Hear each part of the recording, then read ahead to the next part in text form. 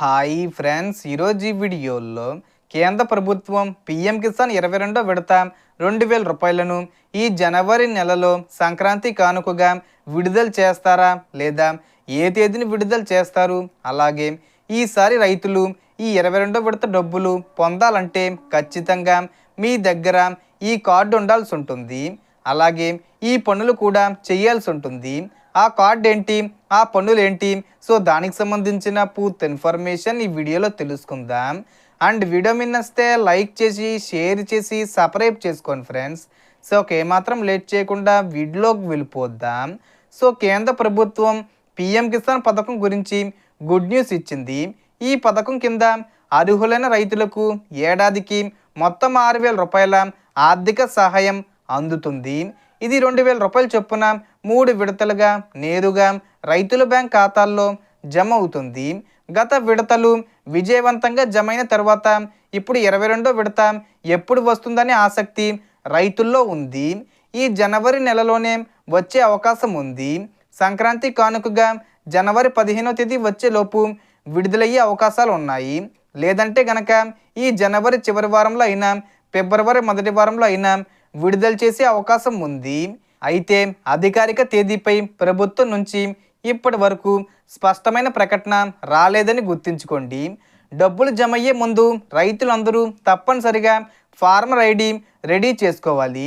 ఎందుకంటే ఈసారి పిఎం కిసాన్ ప్రయోజనాలను పొందడానికి యూనిక్ ఫార్మర్ ఐడి తప్పనిసరి అని ప్రభుత్వం తెలిపింది.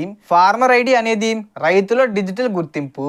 ఇందులో మీరు పండించే పంటలు, సాగు వివరాలు, పశు సంపద, కాలానుగుణంగా వేసే పంటలు, ఆదాయ వివరాలు వంటి సమాచారం ఉంటుంది.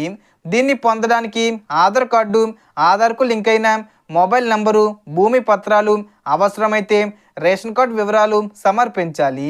పిఎం కిసాన్ డబ్బులు అంతరాయం లేకుండా మీ ఖాతాల్లో పడాలంటే మీ వివరాలు సరిగ్గా ఉన్నాయో లేదో చెక్ చేయడం చాలా ముఖ్యంగా ఈకేవైసీ పూర్తి చేయాలి.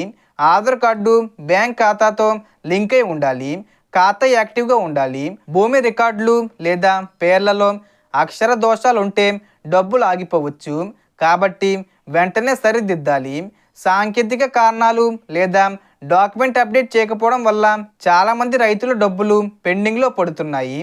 చిన్న తప్పిదం వల్ల నిధులు కోల్పోకుండా ఉండాలంటే పిఎం కిసాన్ అధికారిక వెబ్సైట్లో లబ్ధిదారుల జాబితా మరియు బెనిఫిషరీ స్టేటస్ను ఆధార్ నెంబరు లేదా రిజిస్ట్రేషన్ మొబైల్ నెంబర్ ద్వారా చెక్ చేయండి. స్టేటస్లో పెండింగు లేదా రిజెక్ట్ చూపితే కారణాలు తెలుసుకుని సంబంధిత అధికారులను సంప్రదించి సమస్యను పరిష్కరించండి.